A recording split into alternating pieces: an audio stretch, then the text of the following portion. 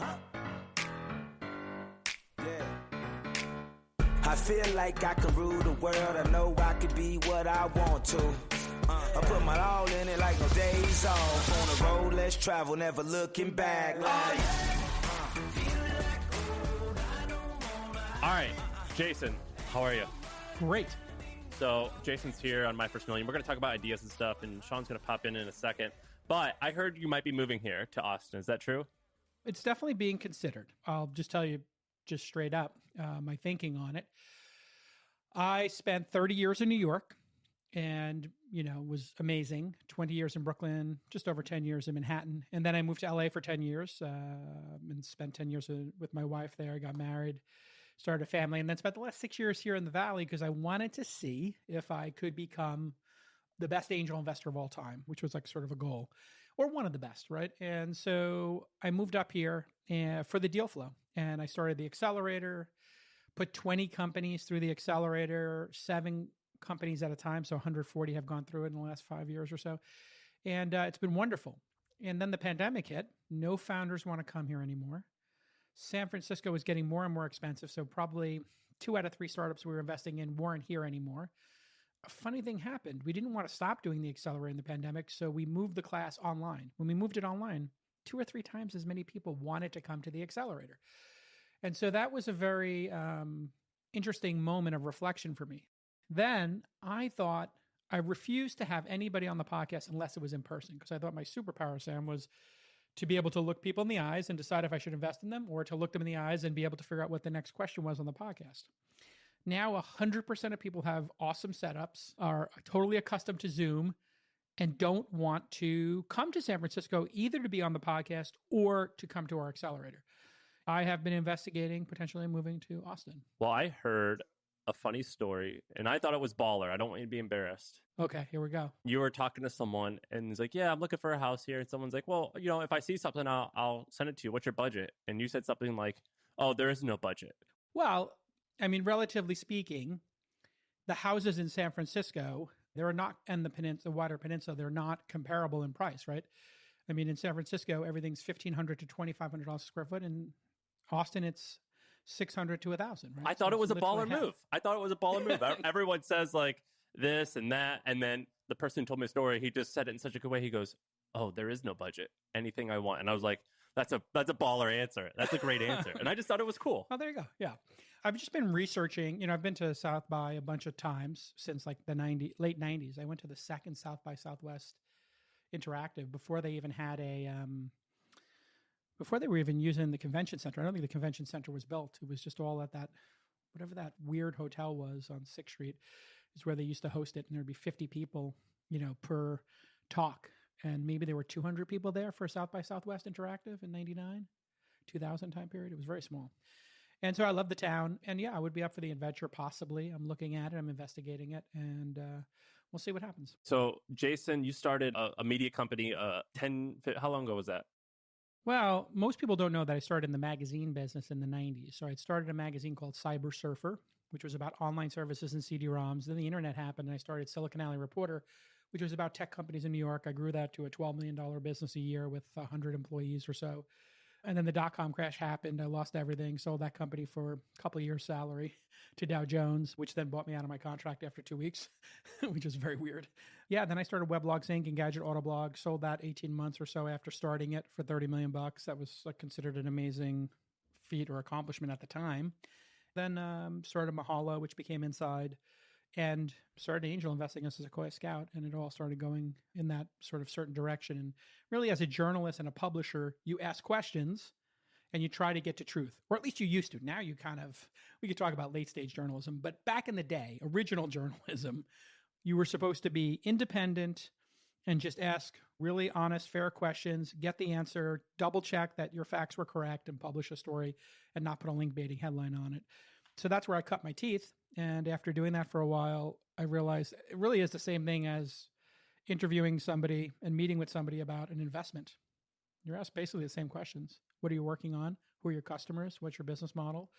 What's the roadmap like? Where will this business be in 10 years? Those are all questions an investor might ask. Those are all questions journalists used to ask, right? So Journalism, O'Malley went into investing. Michael Moritz from Sequoia famously was a journalist who went and a writer who went into investing.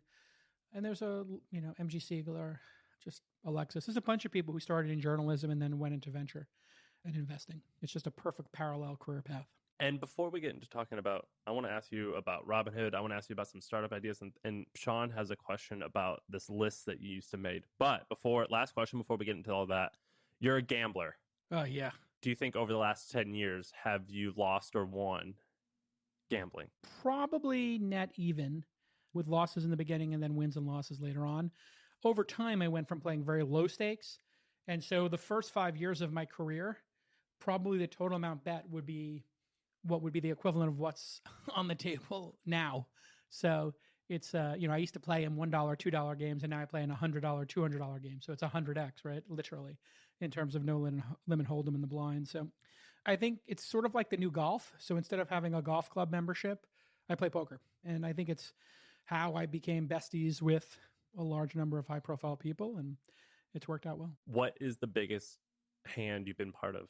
That's a great question. I've been in some six-figure hands a couple of times in my life. The worst that ever happened to me was I was playing in Los Angeles in a game, and I lost 7 hands in which I was the favorite, clear favorite, like 60, 70, 80% favorite in 6 of them. And then in one, I was even, almost like 51-49. And to lose 7 in a row where you are the, favorite, even if it was just 50-50, you can do the odds of that, 50-50, 25, 12, 6, 3, 1.5, whatever basis points, 0.6 basis points. It's like 1 out of 300 games that would have to happen or something. And I lost like 70 grand that night, and it was infuriating. And then I came back the next night and won 170 grand. So I had this incredible swing. So 175, it's pretty big. I stopped playing in those big games because I didn't like the way it felt to me to either win or lose. And I felt like I was getting close to an addiction that was unhealthy. And so I kind of pumped the brakes on it. I was invited to all those Molly games, if you remember those. And at that time I was playing in $1, $2, $5, $5, $10 games. And Molly would text me and call me and say like, oh, Leo's here. Oh, this famous person's here. They want to see you. And I was like, they want to see me lose 50 grand. Like, no, thanks. So I passed on going to all those games, and I just played in the smaller $500 buying games, $1,000 buying games. And I do it for the social.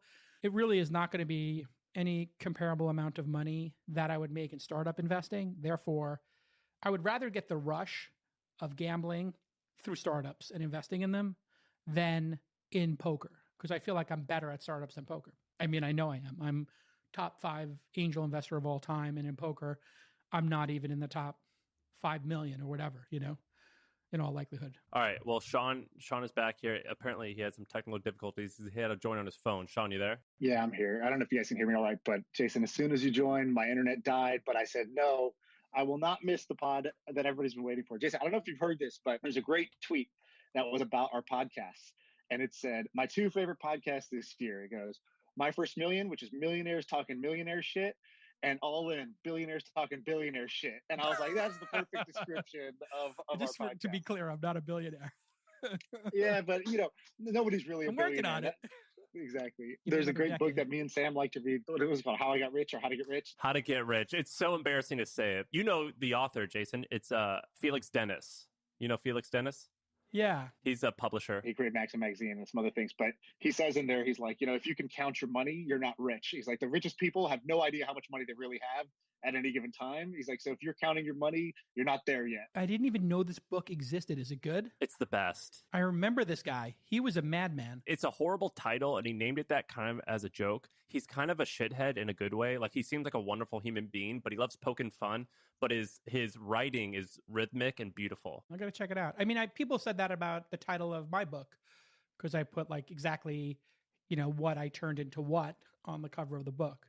He's really good, and he was a poet. He wrote books and a businessman. Very eclectic person. No, there's no audio version of this. Correct. He wrote it in 2009 before the audio revolution. I just added the paper. He died soon after. It adds to the allure a little bit. But can I ask you about Robinhood? So Robinhood went down last week. Everyone knows what's going on. Well, it didn't go down. The situation went down. Oh, the situation went down. I thought you meant the service went down. I was like, I didn't hear about that. Are you an angel investor in Robinhood? I'm an angel investor. Yeah. I met them before. It's a pretty funny story. And I met them before they launched the product in a bar. Paradoxically enough, I was speaking at Adeo Ressi's Founder Institute, and he likes this dive bar in Palo Alto called Antonio's Nut House. And he asked me to go there. And Adeo's roommate in college was a guy named Elon, who had a rocket ship company and electric car company. And he's like, meet me over here. Elon's going to come over for a drink. So the three of us are having a drink there. And Vlad and his partner came up and said, hey, you're Jason Calacanis and you're Elon Musk. And he said, yeah. And I said, tell me about your startup. And Vlad goes, how do you know I have a startup? I said, you recognize me. We're in Palo Alto. Like, what? I mean, it's not going to be a script. I mean, we're not at the Chateau Marmont. I'm not Steven Spielberg. So go ahead and give me the pitch. And he said, well, my idea is I'm a quant. And I said, what's a quant?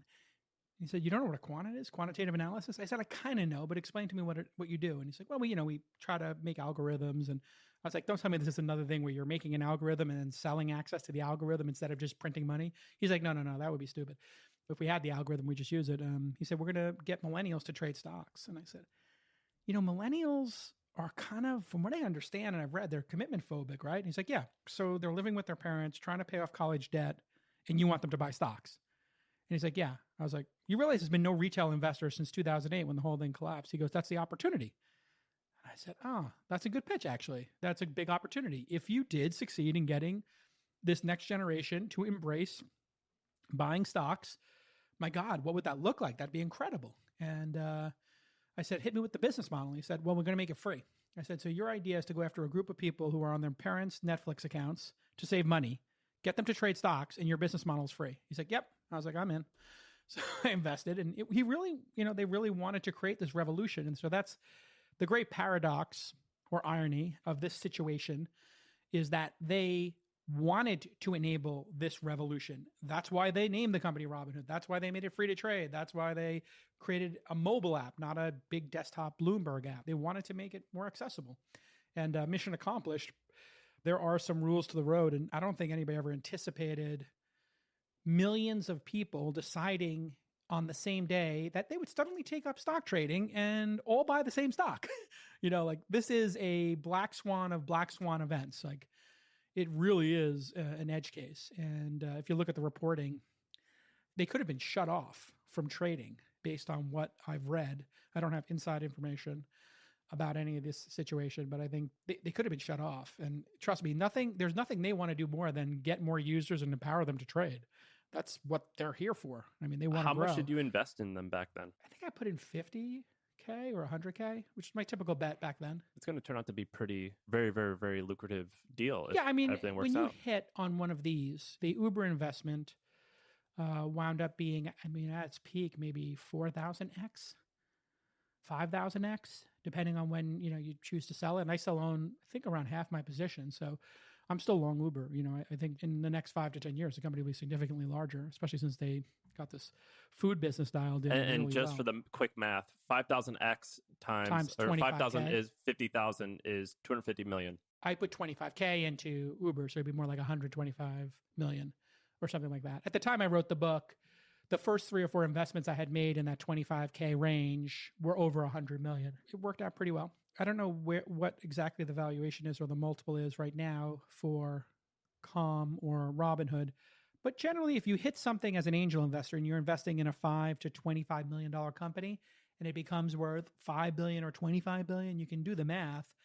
With dilution, you would basically cut it in half. And with dilution, you might make 100 to 500x. You did Uber as a scout, right? Yeah, I was a Sequoia scout, right? Would you say, because I think, there's no argument, investing track record, pretty fucking amazing. Entrepreneurial track record, more like singles and doubles.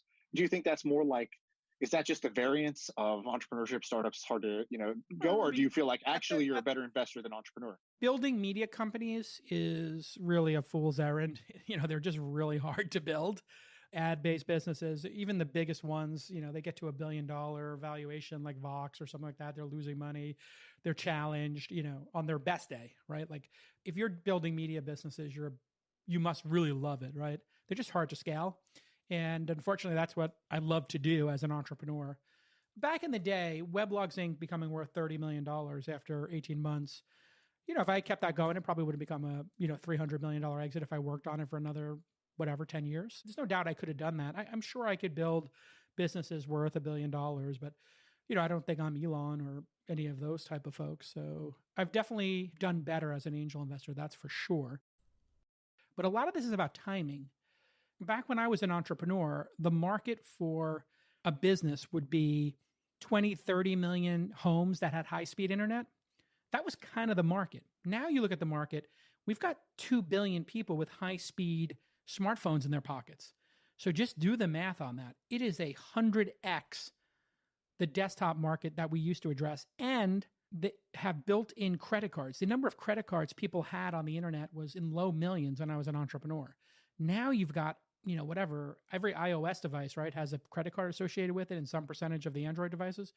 And those are with people all the time. So people used to be probably in front of their desktop for a couple of hours a day. Now they're on their phone. From the moment they wake up, they look at their phone, and the moment they go to bed, they look at their phone, right? So we've not only 100x'd the market size, in my mind, we've probably 10x'd or 5x the usage. So it might be a 500x swing. And then the number of people with credit cards, ready to go, and app store payments and all this kind of stuff, or their wallet like already in their browser ready to buy. I mean, it's a totally different world. That's why you see something like calm.com just go, or Clubhouse just go from 0 to 10 million users, or 0 to 10 million in revenue very, very quickly. And then also the ad networks are so sophisticated now. We didn't have that. Back in the day, you had to wait for things to spread word of mouth. And maybe you'd buy billboards or bus ads, traditional ads. There wasn't like this infrastructure of, I'm going to go and have my ad buyer go on Facebook or Twitter and Google search and figure out the channels and figure out the CAC and all these tools to help you do that in creatives. That infrastructure wasn't there. So it's just a different world. But certainly history will show me as a better investor than entrepreneur for sure. You made a comment about, you said, I'm not an Elon. I don't know what your relationship is with him, but assuming you are or were close, you host a podcast with Chamath, who's like all the rage right now. Presumably you hang out with a lot more pretty wild, crazy, incredibly successful people like that. What are those attributes that you're referring to when you said they are something? You need to have a singular focus, and you have to be willing to give up everything for that. And I asked the question a little differently. I want to do it person by person. What's their superpower? Give me Elon. What's his superpower? People forget he's a world-class engineer. And so I think people forget that because he's also so good at Twitter. But he is a world-class engineer. He's a great marketer. I think he added the marketing skill later. So he's very good at both of those things now. Great communicator, obviously. But I think singular focus and fearlessness would be what the superpower is. I mean, he can really focus on something, and he's fearless in his approach. If you look at the public record of, what he's talked about with Tesla, how many times that company was on the brink and how many times he was all in. I'm not saying like all in, like he was going to lose half his money. Like he had already lost all of his money into those businesses, and he was hanging on based upon, according to what he said publicly, a loan in the financial crisis during the Tesla dark days. That's his superpower. Chamath, he's really smart. This is a really smart analyst and strategist, also hardworking, and, increasingly becoming a great communicator, as you can see. What about you? What's your superpower? I think I am incredibly good at figuring out who's going to be a winner in life. And then I'm extremely good at being an advocate and friend for people. Probably on the margins, good at media, hosting a podcast, writing, etc. But I'm probably best as a mentor, friend, supporter of people and helping them work through stuff. I mean, I think that's why I probably have a lot of really close friends. And I think why the All In podcast actually works is because I have a deep personal relationship with Chamath and Sachs, increasingly Freeberg. But to be honest, I was much deeper friends with David Sachs and Chamath. But being close friends is, I think, what makes that podcast, what has made that podcast in 19 episodes become the number one tech podcast. And this morning, somebody texted me and they're like, do you know you're the number 11 podcast? I'm like, no, we're the number one podcast in tech. And he said, no, you're number 11 overall. And I was like, what? And so, yeah, in iTunes, apparently we're number 11 today overall, which is really mind blowing when you think about it. I actually want to hear the answer to a question Sean had about this list. So an idea that we've discussed a lot on this podcast is lists. So there's many examples of this. One example is a little bit different, but the JD Power Award, JD Power. Sure. Yeah. Another one is Gartner. Like these businesses that are based on this idea of we are an authority and we're going to name what's best. Consumer Reports.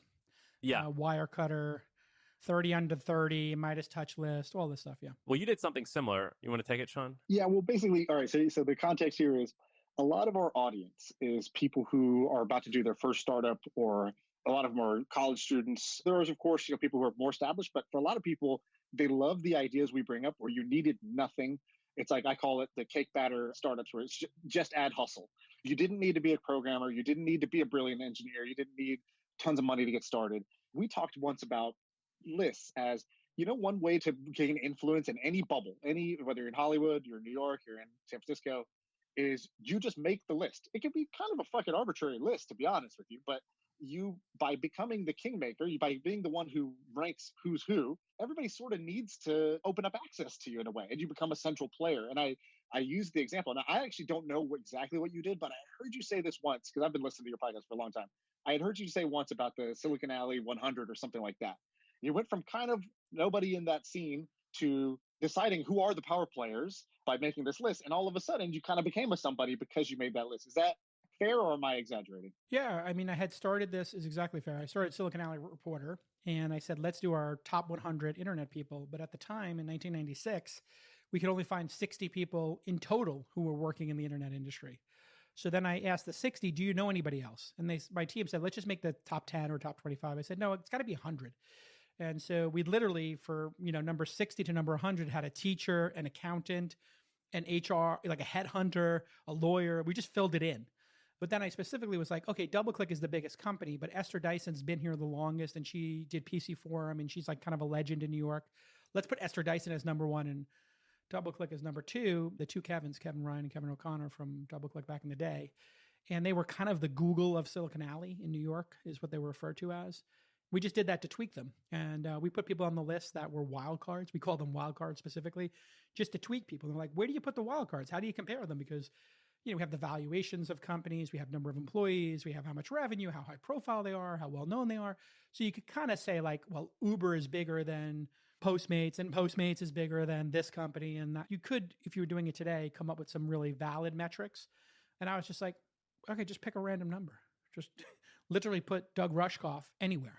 Like put him as number 12. Who cares? Just to tweak people. And that's why when people are like, oh, I really want to be in the 30 under 30 or 40 under 40. I'm like, you do realize like it's a bunch of like journalists in a room trying to figure out how to get people to debate it. Just like on sports radio, somebody's like, oh, I don't have LeBron on my Mount Rushmore, or I don't have Kobe on my Mount Rushmore. Oh my God, how do you not have Kobe on your Mount Rushmore? Like people go crazy.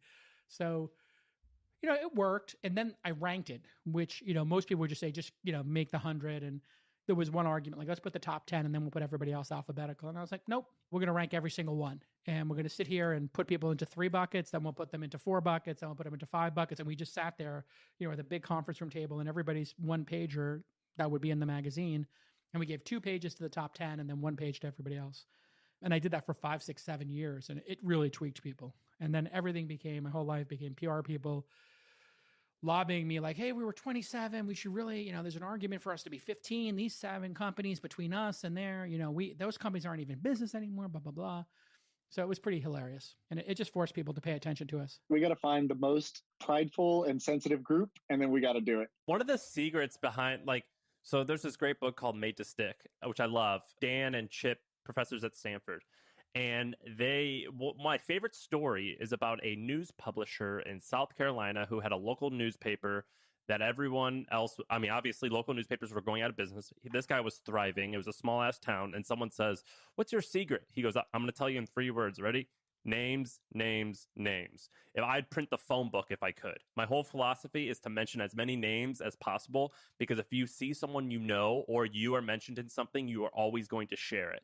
And so I've stolen this concept constantly, and I've created all types of content, and you always want to name as many people as possible because that gets the most amount of shares and creates what Jason's describing. It's like a secret, or not a secret, but it's a very powerful weapon. Yeah. It works. It does work. People like to read about themselves. And I think what you're seeing in journalism today is like a sort of breakdown of like maybe overusing that device. Kind of what Gawker did and BuzzFeed did at that seminal moment. They both really tried to hack SEO and social. And it was much easier to do what they called process journalism, which, TechCrunch dabbled in as well, which is you get a tip to your tip line, you just print it. And then you say, is this true? And it was like, that really is what TechCrunch was doing and Gawker were doing in the early days. So much so that in order to get them off the scent of what I was doing with Mahalo, I had already had bought the domain name Kokua as well, which means to help or to guide in the Hawaiian language. So it's sort of aloha, mahalo, kokua are the three important words. I was able to get two of the three. And we emailed them from fake Yahoo accounts and said, I just interviewed with Jason Calacanis. He talked about himself for 56 minutes of the hour. And then he asked me about myself for 4 minutes. He's doing a podcast network in New York, LA, and San Francisco. He's building studios that are street level. And Gawker printed it verbatim. They got it from multiple sources when we sent it to him from one fake Yahoo account. And then I published that Yahoo email. We basically proved how easy it was to sort of spoof them and how low their bar was.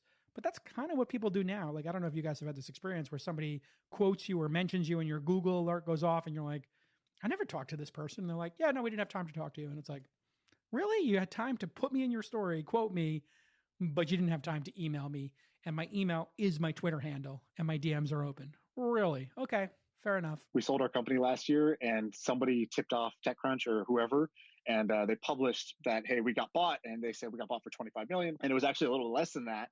And so they reached out to Twitch or Amazon for comment, and they were like, they don't comment. So they didn't say anything. And then they asked me, and I was like, hey, if you were lazy enough or you just printed this wrong number that's higher than the real number, I'm also not going to correct you. I'm not going to get myself in trouble by like giving you the real number. But like, man, these guys will just print anything. That's crazy. Well, what's crazy is that with Sean's deal, and I'm not saying it was greater or lower, whatever, that's irrelevant. But the headline said a rumored this. And then when it's linked to a reference, it'll say, Sean's company, which sold for, it like becomes a rumor and then a fact. And it is pretty wild. And that was on TechCrunch. Yeah. I mean, late stage journalism is a trip. Like, it's really weird. It's gotten super weird. I mean, the amount of stuff there's like this really crazy device, which is whatever was printed in other blog posts is fact. Therefore, I'm going to write in my article, Chamath Palihap, like the San Francisco Gate, some former Gawker writer is a sports writer over there, and then he did a takedown piece of Chamath. And then he like links to 20 other stories. Like, and I know these stories are not true, but they basically then frame them a certain way and they don't do any fact checking. It's weird. Late stage journalism is really weird. I mean, I think that's why you see so many people going direct. And last night I was tweeting back and forth with the founder of The Information, and she was lamenting how Mark Andreessen had blocked everybody who's a journalist. Therefore, when he starts a room on Clubhouse, the journalists can't get in. And they were like lamenting how bad that is. And it's like, well, you attacked Mark Andreessen relentlessly for years. He felt it was unfair. And now he just goes direct. He doesn't need journalists. And journalists stopped writing about me once my podcast or my two podcasts became, the number 1 and number 11 tech podcasts, because I have more reach than them. They don't want to write about me because they're competing with me. Vox and The Verge and whoever, TechCrunch, they're competing with me for audience. They don't want to link to me. They don't want to talk about me. So I think what we're going to have happen is Andreessen Horowitz is going to have their media arm. Chamath, myself, Sachs will have our media arm. Other people have their media arms. Obviously Elon has his Twitter. He goes direct. People are just going to go direct. They're going to route around the press. And the press is kind of flailing now. Like, why is everybody routing around us? It's like, well, because you're not doing fact checking and you're writing link baiting headlines and people feel they're being treated unfairly. So they're going to route around you. And so it's a really interesting opportunity / moment in time. It's very entertaining. What's the CEO of Robinhood, Vlad? Yeah. You know him. You were early there, so you definitely want them to win. You want them to succeed. If you were him, how would you have handled this past 2 weeks or 10 days or whatever? Yeah, whatever. Wednesday, I think Wednesday to Monday. It seems like Whatever. 2 months. It's been like less than a week. It's literally Wednesday to now. Well, I think the blog post they put out on Friday was great, where they explained what they're required to do with their clearinghouses. And I think that's where they stumbled. They should have just said, like, listen, we want you to trade. We have to have more money in our accounts in order to have more traders on our platform. And we have covenants that we have to abide by in order to stay solvent. Therefore, we will not be we're going to start a waiting list, and we're not going to allow people to trade until, maybe a week from now, and no new trades. And we're going to raise more money so that we have a bigger war chest here to keep this going. And Vlad knows, the communication was suboptimal on Wednesday, and it got better on Thursday, Friday. And I think it's gotten much better today. And it's still not perfect. Not every founder is like perfect at managing the press. And I think Robinhood has largely been a hero and hasn't had to face many challenges, just like Uber didn't for a long time. And then Uber did, right? So, or Facebook didn't have to deal with any of this. And then Facebook did.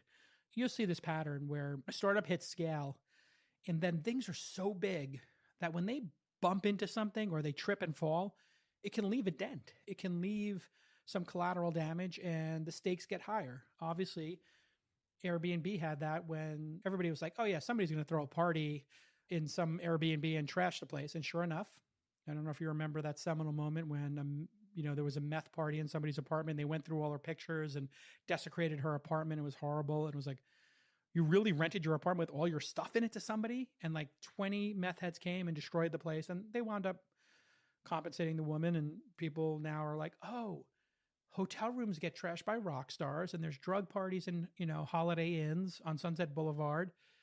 If I rent out this space, that's something that could happen to me. How do I stop parties from happening? I had an Airbnb for a while, and we had a whole thing where you couldn't do parties in it. And then one morning I wake up and I look at my phone, there's 20 notifications from 12 to 5 a.m. and it's the drop cam at the gate. And the drop cam's going off, and there's all these like Ubers and Lyfts showing up, and the person threw a party there after we explicitly told them not to, and they did $5,000 in damage, and it all got paid for or whatever. But, it's a risky run. It's a risky run. So long way of saying this happens to every company if they hit scale, whether it's autopilot with Teslas, Twitter fail whale, Clubhouse last night. When Twitter went down for like 6 months straight, it was like, oh, I can't tweet. When Robinhood went down, it was like, oh shit. I can't, it ended the pump, which was unfortunate, Well, I mean, people could have gone on other platforms. If people were super motivated, they could have just gone down the line of the other platforms and continued to pump the stock. But I think you pointed something out there, which is this is an artificial behavior going on. This isn't people buying and selling stocks. This was a war. And so people were trying to figure out how to hack the system essentially on both sides of the trade. And I actually feel bad for GameStop. Like, what happens to GameStop, their employees and existing shareholders when this thing is getting whipped around like this? They paid off like $400 million of debt. And so did AMC. Well, they haven't raised any money, right? No, they did. They converted all their debt. When did they do that? Today? No, they did it last week when it was all happening. But AMC did it first. And then GameStop also did it where they paid down a bunch of debt, if I'm not wrong. They didn't issue new shares, I don't believe, but they used... What did they do? They did some kind of conversion where they were able to because they both had like $500 million of debt and really no pathway to pay it off. And so this was like Santa Claus dropped off a AMC special gift for them. What they call like an at market raise or something. Yeah. They acted fast, right? They had like a basically 24 to 48 hour window to do something, and they did well. So I think that was good for them. But yeah, they're getting ragdolled for kind of no reason here. So this podcast is usually not about like what's going on in media and politics and stuff like that. What we do is we sit down and we brainstorm. We say, dude, I had to move last week, and what's a pain in the ass? Blah blah blah. Why doesn't somebody create this? Or have you seen this? This is a cool idea. What if you applied it to this other space? And so we are very much a brainstorm. That's why the podcast has gotten somewhat popular, because most podcasts are just kind of interviews. And so I don't know if somebody prepped you, if your handlers have told you what this podcast is. I don't know if you brought any ideas to the table. No, I've got a million ideas. I'm good at brainstorming. Brainstorming is what I do for a living. Perfect. All right, so hit us with a couple. You don't have to go too in depth. You can go kind of rapid fire, and if something's juicy, we'll jump on it. But tell us some ideas that you see, some opportunities that either you would do if you had time, or you think other people should go do. Okay. Ideas that I would like to do or other people should do. I think these Slack communities that are paid are very interesting. I know you have one at Trends. Not a Slack community, Facebook community. I think Slack communities are horrible. Okay. Well, I think paid communities, I thought you had started on Slack, right? No, we always did Facebook and people shit on us. I think if you're going to say paid communities are great, I totally agree. I think a lot of people go to Slack, and I think it's the worst platform for a community. Why? It's too, is maybe ephemeral. Is that the right word? Like people say that you get lost on Facebook, but there's Facebook threads in our community that literally has 300 replies. On Slack, it's like Facebook is a podcast and Slack is Clubhouse. It's like, it's too fast. It's too fast. Yeah. So I agree with that. That's probably true. I haven't figured out which platform is the best for this. You know, we have a Slack community for This Week in Startups that's got a couple thousand people each week use it. It's free. I mean, I'm actually hiring a community manager to figure this out. We have an investment in a company called Soul Savvy, SOLESAVY.com. Yeah, I almost did that too. Yeah, and they are doing phenomenal. I think they charge $30 or $40 a month to be part of that community. So I think the top 10,000 people in every topic want to be part of a community and pay $100 a year or $20 a month or something like that to be part of it. I also think the same about newsletters and teaching and education. I'm really taken by ISAs as well. We have three investments now, I think, in the income sharing space. I think that's going to change education. So I'm particularly interested in that. And consumer subscriptions are the big one that I think are going to be phenomenal because we've had Calm, Steezy for dance, Brilliant for math, Musician, Tonebase for music. Let's talk about communities real quick, and then we're going to go on to income share agreements because Sean loves that.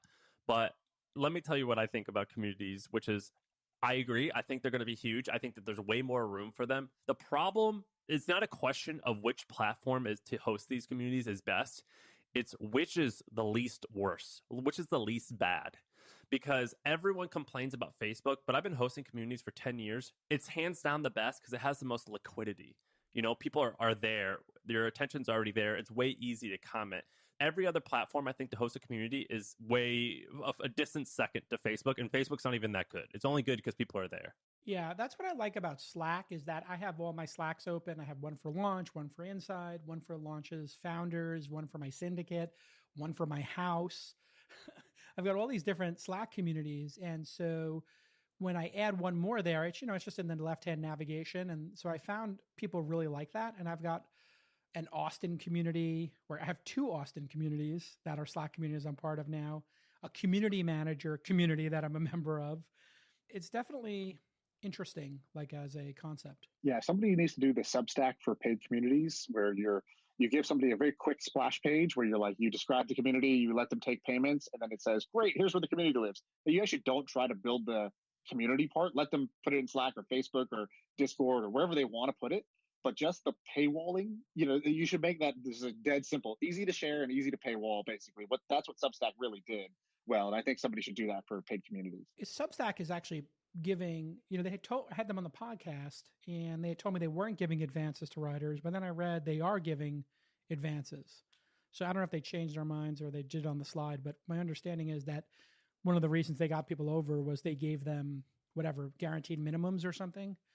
Which is pretty smart, I think, actually. Sean, by the way, Substack, I'm actually not terribly bullish on at all. Why? The fee's way too high. I think the fee's way too high. What is the fee? And 10%, 20%? Yeah, 10%. 10%. I think if you're under 100K, who cares? But if you get to $1 million, giving them 100,000 for MailChimp software and Stripe makes no sense. You could literally hire 3 full-time customer support reps from home, or 2 for 50K each or 3 for 35K each or whatever, and have a staff working for you. And that leads into the next problem with them, which is I imagine they would make most of your money off the big shots. But if you're a big shot, you're going to want to bail and do your own thing. And if you're not a big shot, can you sustain writing a newsletter every week or every day or every month for 2 or 3 years? I think most people are going to no. Having done 1,200 podcasts, I can tell you the answer is no. Most people don't have the stamina for it. You have to love it. You have to intrinsically love it. Trust me, at Inside, where we got up to, I think, 30 newsletters at the peak, the burnout issue is real. And we got down to, I think now we're down to 12 newsletters and trying to really have multiple people on each newsletter so that they get higher quality and it's more sustainable. And people do burn out. It is a grind. I had a personal newsletter for 3 months that was paid. And I burned out in 3 months, and it made substantial money. I was making $50K a month, and I was just like, fuck this. I don't want to do this anymore. And I was probably like one of the top 5 Substack earners, but I just didn't want to keep doing it. It was too much. Yeah, we'll see where they take it. I mean, it's off to a great start, so I give them a lot of credit. We'll see. I mean, all those businesses where you take a percentage are really problematic. It's sort of like the ad rep business. There used to be this concept that you would never hire a sales team. You would just hire a rep firm. And what would happen is there were all these rep firms in the early days of the internet, like in the DoubleClick days in the 90s, and they like would rep the New York Post online for their ads. And then you would take 30%. If you succeeded and made your client successful, they would look and say, okay, you made us $3 million. You took $900K. We could hire 5 salespeople for $100K each and give them $500K in commissions at plan. Why are we doing this with you? And so your reward for succeeding was losing your best customers. The reward for Patreon succeeding is they lose that customer to a Stripe or Ghost, or, there's all these like tools that charge you a flat rate to do subscriptions. So you had someone like Sam Harris, who is the largest person by far on Patreon, from what I understand. And then he just left and moved it to his own site. And I'm personal friends with Sam and actually convinced him to do his podcast. We were at dinner and I told him, like, you're really built for this. I mean, the problem is if you do it, you'll never write another book, which both things have turned out to be true. And he just moved it over to his own platform and he gave up all those folks. So owning your audience is so critical. This is why I think Clubhouse is going to be awesome in one way to get new audience. And I've done 3 rooms now that I started, and I'm at 10 or 15,000 followers, I think. But then I'm just constantly driving them to follow me on other platforms, subscribe to the podcast, and sign up for my email so that I can build a long-term relationship with them. And then Capiche.fm, which Austin, I think, is got his own version of Clubhouse. It's slightly different, but it's very different. But you get to own your email addresses and phone numbers of your followers in your group. And that's going to be the big win, is like, imagine if you owned all the members of your Clubhouse, right? Like, you guys own the members of your Facebook in a weird way. Even though Facebook doesn't give you access to it, you actually have their contact information in order to add them, right? You can't get into it unless you add them. What industries interest you about the income share agreement? Interest sharing agreements are very powerful because they shift the burden of getting a benefit from the education to the person providing the education as opposed to the student. So when you go to college, they give you the education, they take your money, and then there is this like little tiny office somewhere called like careers where they have a couple of binders of jobs, and like somebody, like, you come in and they point you to the binders. Like, that's pretty much as sophisticated it is. From my understanding, like Lambda and a lot of these places spend as much time teaching, as much time placing students as they do teaching. And so we have a company called On Delta, which teaches just growth. So if you want to be a growth marketing manager, you go there. I think it might be $10K for their course, which would be like half or a third of 1 year of college. And then they only take that money if you get a job over 40 or 50K, I think, just like Lambda. And they only take it up to 15K or something. I'm just making up the numbers here. So I really like that idea of people in society being able to not take the risk. So I'm thinking about taking Founder University, which is our 2-day free course, which was a way for us to get deal flow and meet founders, and making it like a 12-week course. I'm trying to hire somebody to run that for me, and then charging $12,000 or $6,000, but making it nicer. So, hey, if you pay us, great. If you want to pay for it up front, or we don't need to make that money, but if you do get a job as a founder, sure, great, pay us back. Because so many people want us to create that product, but I don't have the time for it. But if you have a budget, then you could actually hire a sustainable staff, right? And, education has to change. I don't know. What do you like about it, John? Well, I invested in Lambda School, and it was because early on I was like, oh shit, the incentives are aligned. Now the school has to get you a high paying job, which is the reason people go to school. So I think that was just obvious to me. And even though at the time they had 80 students total ever lifetime, it was pretty clear that the completion rates were super high. The placement rate were super high, like orders of magnitude above what MOOCs did, and even like the success rates of colleges. And so that I liked. And then I was like, okay, this is great, but it's not winner take all. And so I just invested in like a Lambda for Brazil and like a Lambda I'm just investing in a whole bunch of that because that same model just seems to work. Like Awari, which is 100%. Lambda School for Brazil, and they're crushing it. Lambda's never going to go and figure out how to like hit the Portuguese speaking market well and do it better than somebody who's there who just took Lambda and said, I can do Lambda better than you can do Brazil. And so I just like that model. And I think I'm going to make a bunch of money investing in those. And I think that fundamentally it makes more sense to me because I went to Duke. I paid a shitload of money for that. It's exactly what you're talking about. Like nobody there ever even talked about getting a job. I was pre-med and they didn't even ever say like, by the way, here's what a doctor does, or you want to meet a doctor. Sean, you were pre-med at Duke? That's hilarious. I did not know that. I took the MCATs and everything. I was ready to go. Oh my gosh. Before I signed up for a 10-year, like kind of post-college commitment, I had this crazy idea for this sushi restaurant. I was like, I'm going to do that instead. Luckily, I was saved by sushi, right? But the point is, like, when I went there, what was cool was the stamp. Like, oh, it's kind of just like the filter. It's like, if you're smart enough to get into Duke, I think you're pretty smart. Everything thereafter, the education itself and the way they help you with your career is like god awful. That's why I was like, all right, I'm going to make this my mission. I'm going to start a university someday. And so that's been a personal mission of mine since then. So that's why I like ISAs, because I think it's a tool to create a university that actually makes sense in the modern world. There's a bunch of platforms now too that are becoming like the Amazon Web Services of the space, like Meritas. And what they're going to do is, just like you don't have to rack servers anymore when you start your startup. Imagine you start a course and you're like, how do I get this infrastructure? How do I do the legal work? How do I collect the money? How do I enforce these and make sure they're fair or whatever?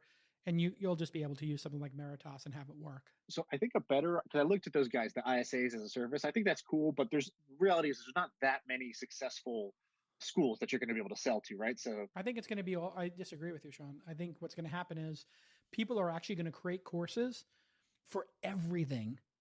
And then they're either going to fall into like a teachable, very affordable $500 to $2,000, or they're going to be so long and intense that they're going to go with ISAs, and they're going to need somebody to just do that back end for them. I think Lambda actually uses Meritas, and On Delta I think uses Meritas as well, because why bother administrating all this stuff if somebody's just better at it? Like it would be like me doing what Assure Fund Management does for our SPVs. Like, do I really want to be in the business of like doing the legal paperwork and filings and collecting the wires, or would I rather just give every time we do one of these $12K in fees to Assure Fund Management and be done with it, right? It's a much better life. I think the better model is the clear bank for ISAs. So the biggest problem all these guys have is cash flow, right? You sell an ISA, but you're not going to get paid till they have to get educated for a year or two, and then they have to get a job. Who are doing that. There are people who are setting up like $100 million funds just to give it to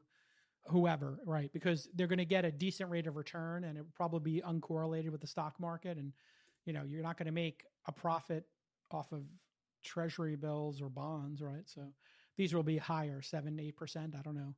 You got to be careful with the clear bank kind of stuff, because a lot of those places will be like, it's an 8K fee. And then I'm like, well, what's the annual interest rate? And they're like, we don't have interest. And it's like, okay, if the 8K fee on 200K is 4%, and it's every 60 days, and it's 4% times 6, but it's compounding. So what does that actually equal? Like 35% or something? Like it's like double credit card rates when you annualize it. So you have to be very careful. You might be leaving a lot of money on the table. So paid communities, ISA is big.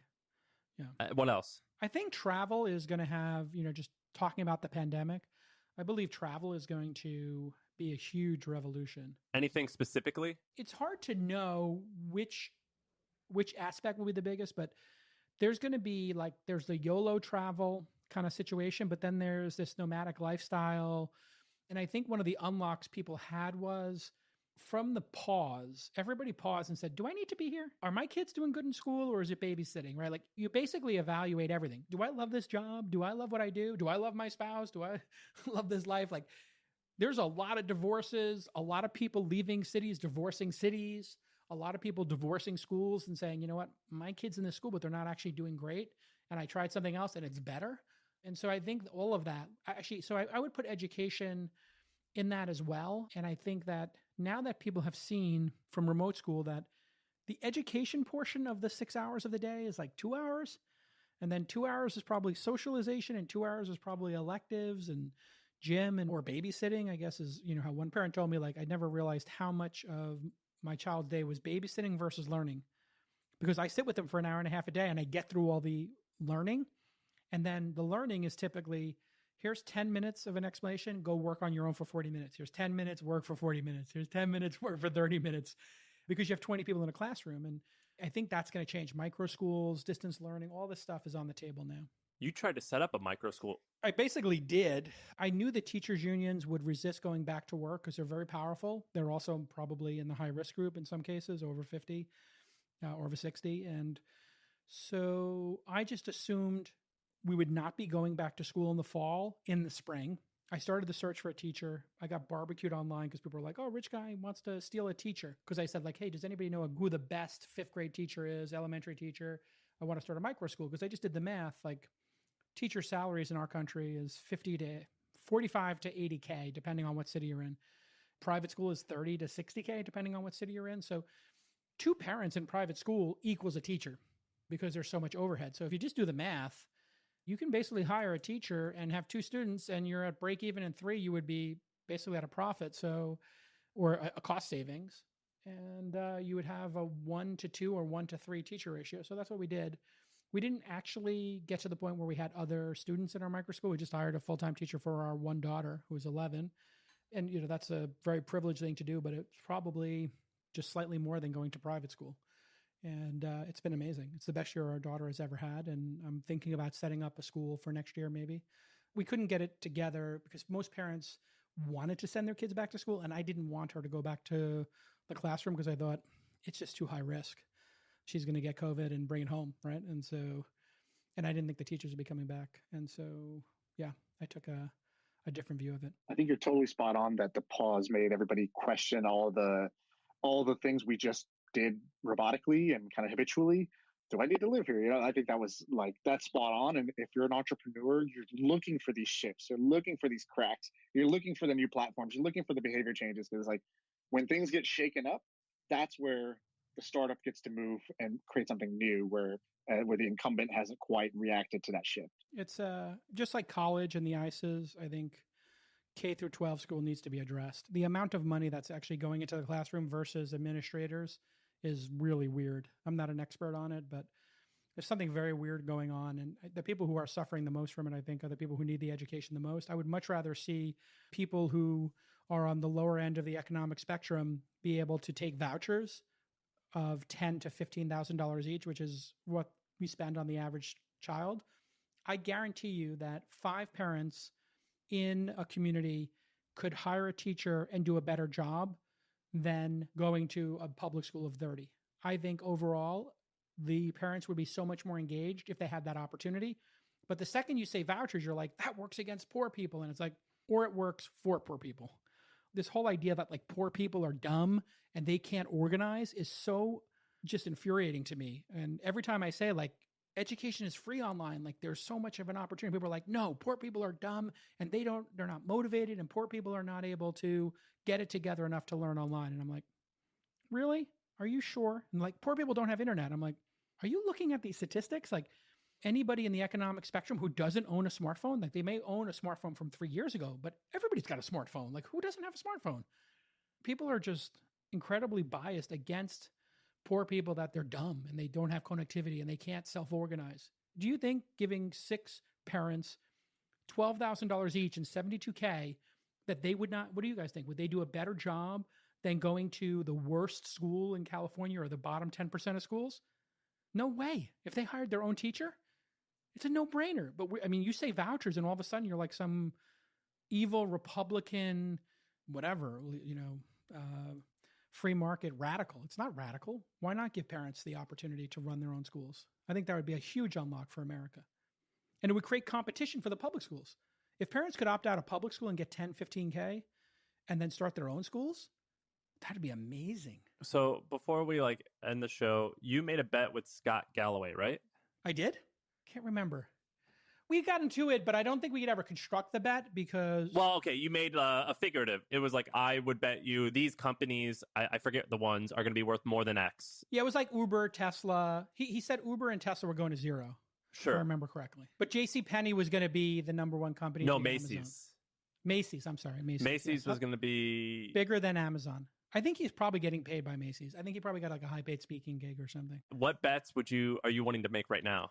Beating Scott Galloway in any kind of business venture is like, I'm trying to think of an analogy that's not completely offensive, but it literally would be like Draymond Green beating me in a game of one-on-one is me beating Professor Galloway in any business endeavor or podcasting endeavor.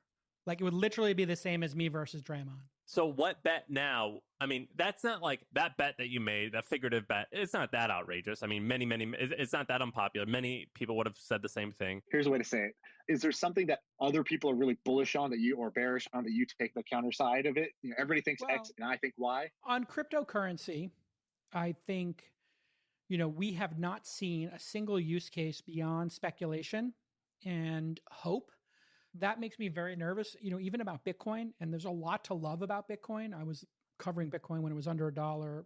I have exposure to Bitcoin at $200 and $800 a coin. So I've done fabulously. And I should say, when I say I mean my wife, because she heard me talking about it and her siblings were into crypto and she just bought a bunch of Bitcoin. So we've made large amounts of money off of crypto because my wife is so smart. And I actually probably had 20 or so coins I got were in one of the, I had bought like 20 coins at $1 each or something back in the day, and they got stolen when one of those exchanges went belly up. Like the whole exchange went away and they took everybody's coins. It was pretty funny. If it was 10 or 20 coins, it was probably 300 to 600,000. I mean, there are people who have 100 Bitcoins or 1,000 Bitcoins on a USB drive and forgot their password. So, but I think what's going to happen with Bitcoin, a distinct possibility, is that a better technology comes out that actually does something other than storage of money and other than money transfer and it's, Bitcoin's not incredible at money transfer. It's still kind of expensive. And if that happens and that gets, the sort of Reddit mania or populist viral mania, you could see people just using their Bitcoin to buy those other currencies or that other currency so I would be very careful if you own Bitcoin at a low price and you don't have other money, like take some profit and buy a house if you don't own a house. I met people at the height of the last crypto bubble, which I think was 3 Christmases ago, and it was 20K. And I just said on stage, listen, if you bought this shit for $100 and you're worth $5 million right now, just sell $1 million and buy your condo, sell $2 million and buy a house, and then let the other $3 million ride. I get being a gambler, but you have to pair your positions and get some diversification at some point. So I think people being bullish I still think Bitcoin 0 or Bitcoin under 1,000 is a distinct possibility. Now, would that happen overnight? No, I think it would be a slow ride as people realized Ethereum or whatever the next one is the better one, right? And then people are buying XRP in the middle of this SEC investigation, and that's a total fraud. I mean, when you read the complaint from the SEC, it's like, oh my God, these guys were trying to buy their way onto exchanges, giving like $1 million in cash, and they were trying to create, according to the claim, they were trying to create accounts that made it look like people were long. So they were trying to find accounts that they owned that were selling XRP to then suddenly flip to being buyers and timing that with being on Coinbase or whatever exchange they were trying to buy their way onto. I mean, it was crazy manipulation going on, I think, based on reading. Did you guys read the SEC XRP claim? It's one of the shadiest things that's still just out there, it's still running. It's crazy. They sold, the two folks in charge sold $650 million in XRP to people who were buying it specifically to speculate. They've never used it as a utility, ever. The overwhelming majority of those people. They were strictly buying it. And so that makes it an equity. And so that would be like you and I just selling our stock certificates for, my podcast or something on the street to people. That's why we have the SEC. That's why we have rules, is so that people don't get screwed. And these guys were doing, according to the complaint, complete market manipulation and insider trading, basically. I had a friend who a couple of years ago was organizing a hostile takeover of the XRP chain, because basically everybody in crypto knows XRP is just kind of bullshit. He was like, look, there's basically, it was, I think, worth $10 billion at market cap at that time, or maybe a little bit more. It was 20 billion market cap at that time. He went to investors who everybody agreed, like, XRP, there's really no value and no utility, and it's, it's kind of a scam. He raised like $60-70 million to take a giant short position. And in crypto, $60-70 million could do a lot of damage. And then also had a campaign where any XRP holder, so he was going to short it massively, which would cause the price to just tank. And then as it was tanking, he was going to launch a public campaign that says, look, here's all the sort of dumb things that XRP has done and why it is, not a legitimate project. I will give you the opportunity now to trade in your XRP for 10-to-1 ratio to this other coin. And we're not going to do any of those things. And, you can get to a legitimate project at a multiplier, if you go now, and if you wait, 2 days, it'll go down to 5-1, then it'll go down to 1-1. So trade it in now, which would cause what you saw with GameStop, that's what was going to happen. And unfortunately, one of the investors that he was talking to leaked it to the press. They found out about it, and then they were able to massively collateralize against a potential short attack. And they took like $400 million and sold so that they would be able to defend, which was crazy. But it was going to go down. I'm not long crypto, but I do think there's some interesting underlying technology there. It's just really strange that all this money's poured into Bitcoin and other cryptocurrencies, and there really are very few use cases for it. You're saying that, but store of value is a $10 trillion use case, right? Yeah. If you look at the internet, there's more than one killer app on the internet. Crypto was positioned as this is the new internet. Everything is going to change. And exactly one thing has changed: store of value. And that is the only thing that has changed: speculation and store of value. There is nothing else crypto has put a dent in. I mean, during those white paper days with ICOs, people were telling me like it's over for Uber and Airbnb. It's all going to be on the blockchain. It's going to be immutable records of each ride, and your coins are going to pay for the ride. But they already have a database at Airbnb. Like, why would a public blockchain be better for that? And they're like, because it's immutable. And I'm like, what does that even mean? Like, you can't change it? Like, is that a benefit? Not changing the database? That's not a benefit. That's a cost. You want a lot of your stuff to be centralized. Yes. Decentralized, it makes no sense. Like, decentralized makes sense if you want to trade the risk of decentralization, which is massive. If you want to trade that risk, in exchange for not having a central overlord, I get it. Like for BitTorrent or for freedom of speech or something, it could make sense. But I still remain very skeptical that no use case really has come out of this aside from speculation and money store, which are valid. That's what I'm short in the world. I'm long startups. I'm really long non-accredited investors participating in private markets. I think that's going to be the big revolution of the next decade. The SEC has been working on accreditation laws, and Republic, Seed Invest, and all these equity crowdfinancing sites have shown that there's an appetite. And obviously GameStop and Robinhood have shown there's an appetite. And crypto and the ICO craze showed there was an appetite amongst the 96% of Americans who are not accredited to participate. I'm hoping that we can have a test where people can take a test, 20, 30, 40 questions and show they're sophisticated. They may not be accredited with money in the bank, but they may be sophisticated. In fact, the people who are writing the sophistication laws or the accreditation laws at the SEC, in all likelihood, do not make enough money to be accredited. The average economics professor or MBA professor doesn't make enough money to be accredited every year. Those are amongst the most sophisticated people in the world when it comes to finance. As a user of Seed Invest, it's not there yet. Not there yet? I don't think so. No. We raised money on Seed Invest. I think I'm long crypto. You broke up, Sean, but we got you. You're long crypto, even though there's no use case. And you're short investing in companies that have 1 million use cases and customers. Got it. I raised money on Seed Invest. So you did too, right? We did Seed Invest. Yeah, it worked fine for Inside. I think it's okay. I don't like giving updates. I don't like sharing private information a lot publicly. I guess. Yeah, you shouldn't do it if that's the case. I guess that's not a problem with Seed Invest. It's a problem with just the rules that come along with it. It's not their rules. That's just the SEC. But I think there's still a long way to go. It's going to take time. But I like the idea of people putting $100 in. If you didn't have to do like as much reporting, it'd be better. Like they should basically say, if anybody puts in under $1,000, you don't have to do the reporting or anything. And, you're capped at whatever dollar amount. You're capped at $1 million a year in raising. So you can raise $1,000 from 1,000 people one time a year. So then if you did do something fugazi, for 4 years or 5 years straight, the hole would be 4 or 5 million, as opposed to crypto where you have holes that are billions of dollars, right? No, I'm on board. Well, Jason, thank you. This is awesome. We're going to publish this in a few days, 2 days, I think. We appreciate you coming. We'll have to do it again. We're big fans of the All In podcast. And how many downloads do you have per episode? Do you know?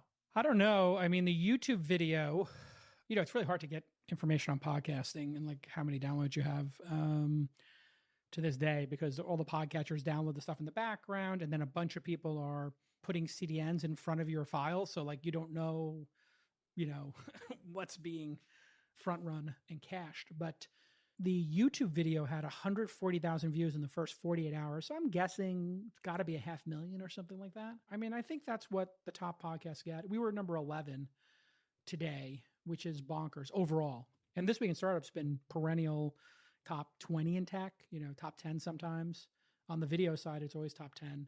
On the audio side, it's typically top 20. I'm looking at your videos now. Now we have a target. You've got a target on your back, and we're gonna see what we can do. Yeah, 177,000 views in 2 days. It is pretty good. That's pretty wild. I mean, in 19 episodes, we became the 11th podcast in the world, I guess. I don't know how accurate iTunes is. I wouldn't look at it that way. I was looking at it like you've been doing it for 10 years. It's a 10-year overnight success. That's very nice of you to say, yes. This Week in Startups was a niche podcast where we only talk about startups. And this is a podcast where we talk about Trump, the stock market, censorship, and whatever the top 5 topics in the world are. So, if you have a narrow aperture, you can get a very distinct endemic audience like you have for your podcast or I have for This Week in Startups. And then if you go general, like Ben Shapiro or Joe Rogan or All In podcasts, you can get many, many, many, many, many more folks if it clicks. This one happens to have clicked. And I think when you look at the pandemic, we're all going to look at the pandemic and say, what did we get out of the pandemic? Like, what did we try to do? And I did maybe 5 or 6 different little projects, and 2 of them have really stuck. All In, like I said, has become one of the top podcasts in the world.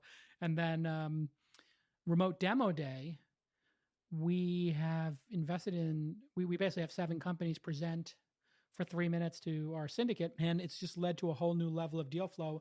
And we just did our largest deal ever on our syndicate for $3.3 or $4 million, which is $1 million more than the previous record.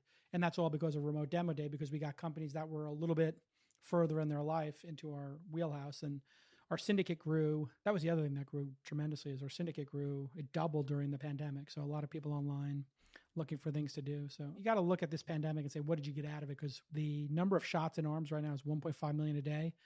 And 130, 40 million people, I think, are on the other side of COVID in the United States because they've had it or they've had the shot now. Like 30 million people have had the shot. So we're going to probably get 2 million people a day, and we only need another 70 million people a day on the other side to hit 200 million, which would be when herd immunity hits. So we might be 30 days out from hospitalizations and deaths just plummeting. And hospitalizations are plummeting and deaths are flat. So this could be an amazing turnaround. I believe that by the summer, everything's back to normal. People are saying the fall. I think April, May, there's going to be so many vaccines available that they're going to be, anybody's going to be able to walk up 7 days a week to any pharmacy in April or May and get a vaccine if they want it. That's what I think is going to happen. Well, that's going to be a good day when that does happen. Do you know anybody who's gotten the vaccine? Yeah, a few doctor friends. Okay, this is the test. How many people do you personally know, like you've had lunch with or a conversation with? How many people do you personally know, not friend of a friend, but your friend, somebody you've had a conversation with, family, God forbid, that's died from COVID? I have one. My mom's best friend. One. Okay, you have one. Sean? No deaths that I personally know, and 2 people who I know who have the vaccine, my father-in-law and mother-in-law. Perfect. I know 15 people now have had the vaccine personally, and I know 1 person who's died. How about you, Sam? I know 2 people that have gotten the vaccine, a doctor couple, and then my family has gotten COVID. I haven't, and 1 death, a family friend. I think that's what we're going to see is, I think over the next 30, 60 days, you're going to know 50 people who've had the vaccine, and you're only going to know 1 person who's died from it. And the first 75,000 people who are in the trials, none of them have died. And I think only 1 got hospitalized, and nobody has been in the hospital for more than 30 days. So this vaccine is a miracle of science and has been underhyped. So that's why I think I'm looking for travel investments. If anybody hears this and they've got a travel related investment, I think now's the perfect time to start ramping up and thinking about that. Jason at Calacanis.com, Jason on Twitter, Jason on Instagram. At Jason, JasonCalcanis.com. And what was the third one? Well, Calacanis.com. I'm at Jason on Twitter, at Jason on Instagram, Jason on Tumblr. No one uses that. Okay. Thanks, man. We'll talk soon. And awesome, brother. We'll shoot this to you when it's live.